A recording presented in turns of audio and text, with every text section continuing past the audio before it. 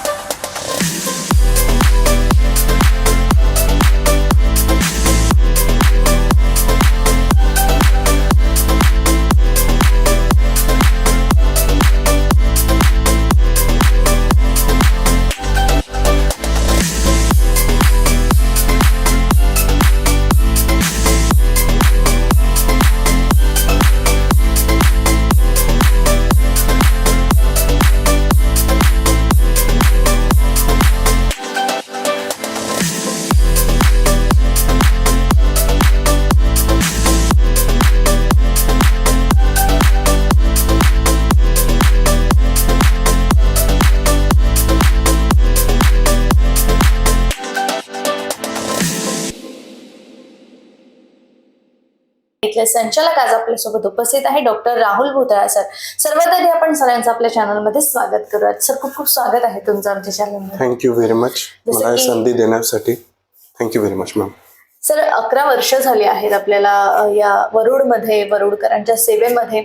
मला एक प्रश्न विचारायचा आहे की जेव्हा आपण सुरुवात केलेली आहे वरुड मध्ये, तर ही सुरुवात एकंदरीत कशी राहिलेली होती? जेव्हा आपण सुरुवात केली होती तेव्हा आपल्याच फील्डचे आणखी डॉक्टर्स इथे अवेलेबल होते? हो, ऍक्च्युली मी चौथा MD मेडिसिन वाला आहे। ऑलरेडी 3 इथे सेटल होते, चांगले होते त्यांचं। अच्छा, तर तुम्ही जेव्हा चौथे मेडिसिन तज्ञ इथे आलात तर तेव्हा रिस्पॉन्स कसा मिळाला इतर रुग्णांचा, किंवा मग आतापर्यंत जो रिस्पॉन्स मिळतोय तो कसा मिळतोय? सुरुवातीला थोडं स्लो होतं, पण लोकांचा जसं विश्वास वाढत गेला तसं त्यांचा आशीर्वाद मला भेटत गेला. बिलकुल. सर कुठनं झालंय आपलं एज्युकेशन, आपलं प्रशिक्षण कुठनं घेतलंय? माझं जे MBBS आहे सावंगी MBBS सावंगी मेघेमधून झालेलं आहे. बरं. त्याच्यानंतर DTCT जे आहे अमरावती पंजाबराव देशमुख हॉस्पिटलमधून झालेलं आहे. बरं. नंतर MD मेडिसिन जे आहे YCM पिंपरी चिंचवडमधून झालेलं आहे. नंतर fellowship in intensive care unit हे माझं अपोलो हॉस्पिटल चेन्नई इथून झालेलं आहे. बरं. त्याच्यानंतर सेम डिप्लोमा इन डायबिटॉलॉजी माझं अपोलो हॉस्पिटल चेन्नईमधून कम्प्लीट करून मी वरुडला 2015 मध्ये मी चालू केलेलं आहे. बिलकुल. सर त्यानंतर प्रॅक्टिस कुठे कुठे केली होती आपण? अनुभव कुठले कुठले घेतले? अनुभव माझा अमरावती, नागपूर, बरं. त्याच्यानंतर सावंगी मेघे, त्याच्यानंतर पुण्याला होतो, नंतर मुंबईला होतो, नंतर चेन्नईला होऊन मग मी वरुडला स्टार्ट केलं. बरं. आता सर भुतळा मल्टी स्पेशालिटी हॉस्पिटल म्हटलं गेलेलं आहे आणि 10 वर्षांपासून या हॉस्पिटलमध्ये आपण सुद्धा सेवा देत आहात. मला वाटते हा वारसा आपल्या वडिलांपासून आपल्याला मिळालेला आहे. डॉक्टर होते आपले वडील सुद्धा. मला त्यांच्याबद्दल थोडंसं ऐकायचंय. पप्पा माझे त्यावेळेसचे पेडियाट्रिशियन होते. 1975 मध्ये त्यांनी हॉस्पिटल म्हणजे क्लिनिक, त्यावेळेस हॉस्पिटलला कन्सेप्टच नव्हता, तर त्यांनी क्लिनिक चालू केलं होतं वरुडच्या जुन्या वस्तीमध्ये. आणि त्यांचं म्हणजे ते सगळे ऑलराऊंडर होते. म्हणजे ते बच्चूंचं पण पाहायचे, ऍक्च्युअली होते पेडियाट्रिशियन, पण त्यावेळेस कसं ते म्हणजे नाव मोजून 2 किंवा 3 डॉक्टर होते पूर्ण वरुडमध्ये. तर त्याच्यामध्ये सगळेच पाहायचे. म्हणजे ते हड्डीचे म्हणजे ज्याला म्हणून ऑर्थोचे पण पेशंट पाहायचे, पेडियाट्रिक पण पाहायचे, मेडिसिन पण पाहायचे, इव्हन त्यांनी स्टिचेस म्हणजे ज्याला आपण सर्जरी म्हणून ते पण केलेलं आहे. सगळं ते करत होते. त्यांची इच्छा तेच होती की आपण एक मल्टी स्पेशालिटी चालू करायला पाहिजे. आता जसजसा ट्रेंड चेंज झाला त्याच्या हिशोबाने आपण या हॉस्पिटलला पण त्या हिशोबाने सुविधा देणं चालू केलं, कारण की लोकांचे एक्सपेक्टेशन असं राहतात की काहीतरी चांगलं आणि बेटर भेटायला पाहिजे, त्यासाठी चालू आहे. बिलकुल. काहीतरी चांगलं आणि काहीतरी नवीन मिळायला पाहिजे असं सगळ्यांच्या अपेक्षा असतात आणि जसं वडिलांचं स्वप्न होतं आणि त्या स्वप्नाचं आता साकार होताना आपण बघतो आहे. या हॉस्पिटलमध्ये आणखीन काय काय ट्रीटमेंट केली जाते? मल्टी स्पेशालिटी हॉस्पिटल का म्हटलं गेलेलं आहे? कुठल्या आजारावरती आणखीन इथे ट्रीटमेंट होत आहे? मॅम सगळ्याच आजारावर इथे जसं माझं मेडिसिन आहे त्याच्यामुळे हृदयरोग, श्वासाचे रोग, पोटाचे विकार, किडनीचे विकार, बाकी सगळे मी पाहतो. त्याच्यासोबत पण सोबत अटॅच आहे, त्याच्यामध्ये पेडियाट्रिशियन आणि बाकीचे पाहतात. वाईफ गायनेकोलॉजिस्ट आहे, ते लेडीजचे पाहतात. माझ्यासोबत न्यूरोसायकेट्रिक पण अटॅच आहे, त्याच्यामध्ये डोक्याचे जे रोग आहेत ते पण पाहतात. त्यांची मंथली व्हिजिट आहे. त्याच्यानंतर किडनीचे आजाराचे जे तज्ज्ञ आहे ते पण माझ्या सोबत अटॅच आहे. सोबत मी डायलिसिस युनिट पण वरुडमध्ये चालू केलेलं आहे, ते पण एक चालू आहे. त्याच्यानंतर न्यूरो सर्जन म्हणजे डोक्याचे जे सर्जरी वगैरे करतात ते पण मंथली त्यांची व्हिजिट आहे. सर आता एवढ्या सगळ्या इथे ट्रीटमेंट होतात, एवढ्या सगळ्या इथे उपचार होतो, पण त्याला लागणाऱ्या सुद्धा भरपूर अशा काही गोष्टी असतात आणि ऍडव्हान्स काय गोष्टी आपण इथे यूज करताय, ऍडव्हान्स काय मशिनरीज आपल्या इथे आहेत आणि कशा प्रकारे आपल्या इथे सुविधा उपलब्ध आहेत? ऍडव्हान्स मशिनरी म्हणण्यासाठी आपण म्हणू की पोस्ट ऑपरेटिव्ह केअर किंवा एक डायलिसिस म्हणा, त्याच्यानंतर जर पेशंटला ज्याला आपण व्हेंटिलेटर म्हणतो किंवा बायपॅप म्हणतो, ह्या सर्व वस्तू माझ्याकडे आमच्या ICU ला अवेलेबल आहेत. बरं सर, आता आपण मूळ मुद्द्यावरती येऊयात, चर्चेला थोडंसं वेगळं वळून देऊयात. जसं आता उन्हाळ्याचे दिवस आहेत आणि या उन्हाळ्याच्या दिवसांमध्ये लहानांपासून तर मोठ्यांपर्यंत पाण्याची कमतरता शरीरामध्ये भासत असते.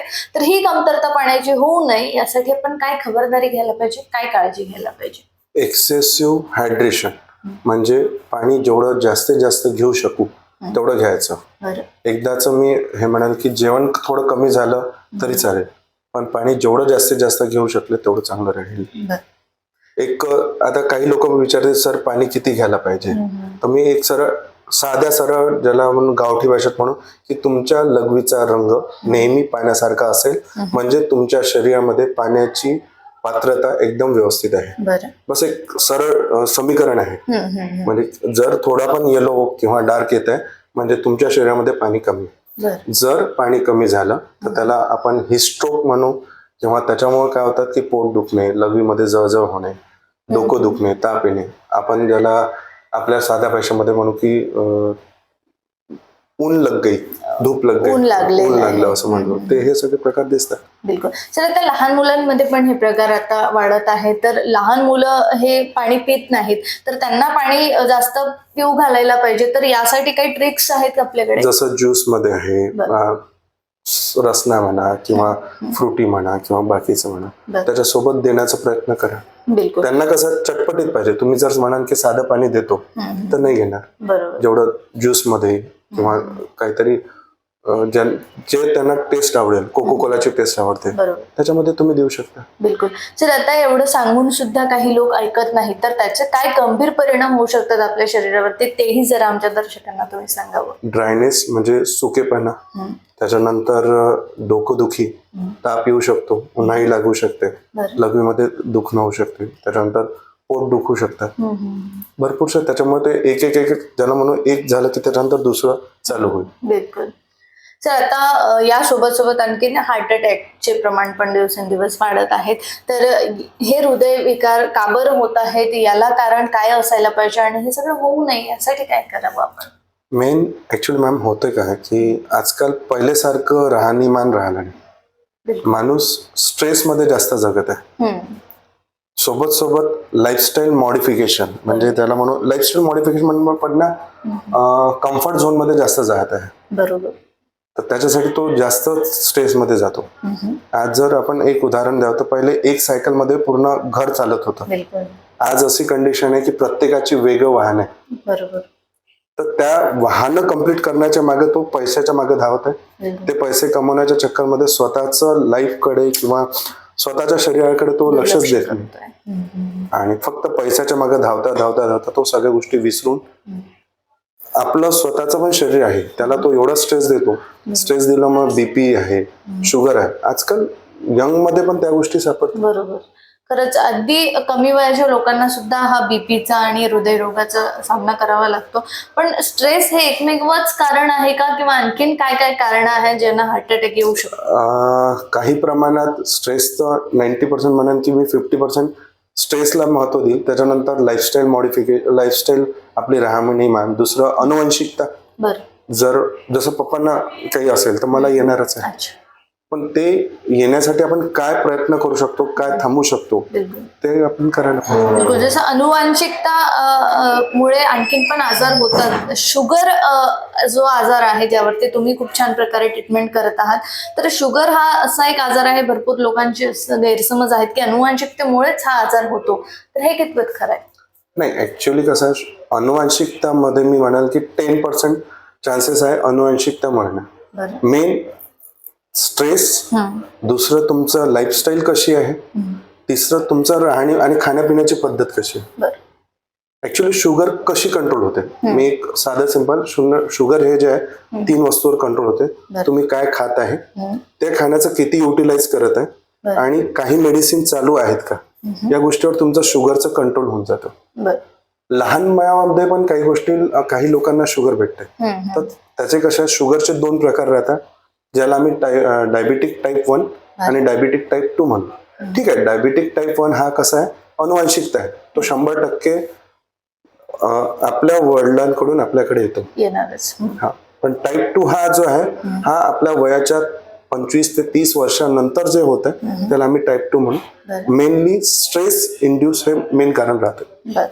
सर, आता हे सगळे आजार होऊ नये, शुगर झालं, बीपी झालं आणि हृदयरोगासंबंधित काही पण आजार, हे सगळं होऊ नये यासाठी पण काय करावं सर? सगळ्यात मी जे म्हटलं होतं की लाईफस्टाईल सुधारवणं. आपण एक, माझा सगळ्या पेशंटचा एक पहिला प्रश्न राहतो की तुम्ही तुमच्या स्वतःसाठी काय करताय. आपण जर दिवसमानात जर 24 तासातले पाहिलं तर पाऊण तास पण आपण स्वतःसाठी काढत नाही. त्याच्यामध्ये मी पर्टिक्युलरली म्हणाल की प्राणायाम, योगासन आहे, भस्त्रिका प्राणायाम आहे, अनुलोम विलोम प्राणायाम आहे, सूर्यनमस्कार जर पॉसिबल असेल, वॉक आहे, एवढं पण केलं तर पाऊण तास आपण स्वतःला दिलं. ज्याला आपण म्हणतो जसं आपण मोबाईलचा रिचार्ज करतो संपायच्या उद्या, तसंच हा आपला रिचार्ज आहे. जर आपल्याला आपली लाईफ वाढवायची असेल तर बरोबर, जर ह्या गोष्टी आपण म्हणजे ज्याला म्हणू रेग्युलर, सगळ्यात महत्वाची कोणत्या पण बिमारी न होण्यासाठी राहते रेग्युलरिटी, कन्सिस्टन्सी. जर रेग्युलर तुम्ही पाऊण तास दिले तर मला नाही वाटत की हा आजार होईलच. आता काही गोष्टी अशा राहतात की एजच्या नुसार होतातच आहे, पण त्याला आपण किती कमी प्रमाणात त्याला कंट्रोल करू शकतो हे जास्त महत्वाचं आहे. बरोबर. तर आता सरांनी आपल्याला सांगितलेलं आहे की आपल्याला असं वाटत असेल की आपलं शरीर जे आहे ते नियमित सुदृढ राहावं आणि कुठलेही आजार आपल्याला ग्रासू नये, तर नियमित व्यायाम आपण करायला पाहिजे. सर, भरपूरदा असंही ऐकण्यात येतं की व्यायाम करता करता कोणाला तरी हार्ट अटॅक आला, मग अचानक आपण व्यायाम करणारे सुद्धा व्यायाम करणं बंद करून टाकतो, तर त्यावरती तुमचं कसं आहे, ते कावळा बसला आणि फांदी तुटली. बिलकुल. आणि असं नाही की मग असं पण ऐकण्यात आलंय की जे ड्रिंक घेतात, दारू घेतात, गुटखा तंबाखू खातात, त्यांना काहीच होत नाही, मग ते पण ऐकलंय. तेच ना. मग हा, मग असं थोडी आहे. जे वस्तू व्हायची राहिली, जे शरीरमध्ये बाय डिफॉल्ट राहिलं, त्या गोष्टी होतात. तर त्यासाठी बाबा व्यायाम केल्यामुळेच तो गेला असं नाहीये. तो अनायसे कावळा बसला. आता भरपूर माझाच एक मित्र होते की जे खेळण्यासाठी गेले, सडन त्यांना अटॅक आला आणि तिथे पडले. तिचे बॅडमिंटन खेळण्यासाठी गेले ते. बरोबर. सर, आता आपण थोडंसं आणखीन चर्चेला थोडंसं वेगळं वळून देऊयात. आपण मला तुमच्या पर्सनल लाईफ बद्दल सुद्धा थोडंसं जाणून घ्यायचं आहे. डॉक्टरच व्हावं असं का बरं वाटलं सर? आणखी काही दुसरं स्वप्न होतं किंवा वडील डॉक्टर आहेत म्हणून आपण सुद्धा डॉक्टर व्हावं असं काही? याच्यामध्ये भरपूरशा गोष्टीचा ट्विस्ट आहे. माझं 12th नंतर मी ऍक्च्युली इंजिनियर मध्ये ऍडमिशन घेतली होती. अच्छा. हा, पण काही कारणास्तव पप्पांची, फॅमिलीची इच्छा होती की आपलं जे आहे, पप्पांचं नाव पुष्कळ मोठं, जो एक साधी गोष्ट 1975 पासून पप्पा एकमेव प्रॅक्टिस करत आहे. आज पण ते प्रॅक्टिसिंग आहे. तर त्यांची इच्छा होती की डॉक्टर बनायला पाहिजे, एक सेवाभाव म्हणून किंवा जे काही आहे ते बनायला पाहिजे, म्हणून मी माझं ते यू टर्न झालं. मी फर्स्ट इयर करून नंतर MBBS मध्ये इकडे टर्न घेतला. म्हणजे व्हायचं होतं इंजिनियर पण झाला डॉक्टर, आणि असंच काही घरच्यांच्या सुद्धा अपेक्षा असतात. तर आता या मल्टी स्पेशालिटी हॉस्पिटलला काय बनवण्याचं स्वप्न बघतायत, किंवा वरुडकरांना आणखीन काय इथून पुढे ऍडव्हान्स द्यायचं आहे, काय नवीन करायचं आहे या हॉस्पिटलमध्ये, काय प्लॅनिंग तर आता पाहू, जसजसं लोकांचा साथ भेटेल, आशीर्वाद भेटेल, आपण करत जाऊ. आता पहिले माझ्याकडे प्रॉपर ICU नव्हता जेव्हा मी स्टार्ट केलं होतं तेव्हा. आज नवीन बिल्डिंग मध्ये मी शिफ्ट झालो, याच्यामध्ये proper ICU, proper special room, semi private room, deluxe room, अशा सगळ्या सुविधा देत आहे. समोर माझी अजून इच्छा आहे की मी जे माझ्याकडून बेस्ट ऑफ बेस्ट होईल ते प्रयत्न अजून करत आहे. त्यासाठी एक एक युनिट आणू जसा रिस्पॉन्स भेटत राहिला तसा. बिलकुल. आमच्या शुभेच्छा आहेत सर तुमच्या या हॉस्पिटलला, की हे हॉस्पिटल आणखीन मोठं व्हावं आणि वरुडकरांना तुम्ही छोट्या छोट्या गोष्टींपासून मोठ्या गोष्टींची सेवा इथे द्यावी. खूप खूप धन्यवाद सर दिलेल्या सगळ्या सविस्तर माहितीसाठी, आणि आमच्या चॅनलला आपला अमूल्य वेळ दिल्याबद्दल थँक्यू व्हेरी मच. सगळ्यात मनापासून तुमचं आभारी. मला हे संधी दिली बोलण्याची, तुमच्याशी हितगुज करण्याची. Thank you so much. Thank you very much. तर हे होते माझ्यासोबत डॉक्टर राहुल भुतळा सर. आपण बघितलेलं आहे की हृदयरोगासंबंधी, शुगर आणि BP संबंधित आपण काही प्रश्न त्यांच्याकडनं जाणून घेतले, त्याची उत्तरं आपण जाणून घेतली. पण काही प्रश्न असतील तुमचे सुद्धा तर तुम्ही कमेंट बॉक्समध्ये जाऊन टाईप करू शकता. आणि हो, भुतळा मल्टी स्पेशालिटी हॉस्पिटलपर्यंत जर आपणास पोहोचायचं आहे तर खाली ॲड्रेस मेन्शन केलेला आहे आणि बाजूला नंबर सुद्धा दिलेला आहे, तरी आपण इथे नक्कीच पोहोचू शकता आणि आपल्याला जे काही आजार आहेत तर त्या आजारांचं निराकरण आपण करू शकता. तुर्तास मी नेहा तुम्हा सर्वांची रजा घेते. बघत रहा गजर महाराष्ट्राचा.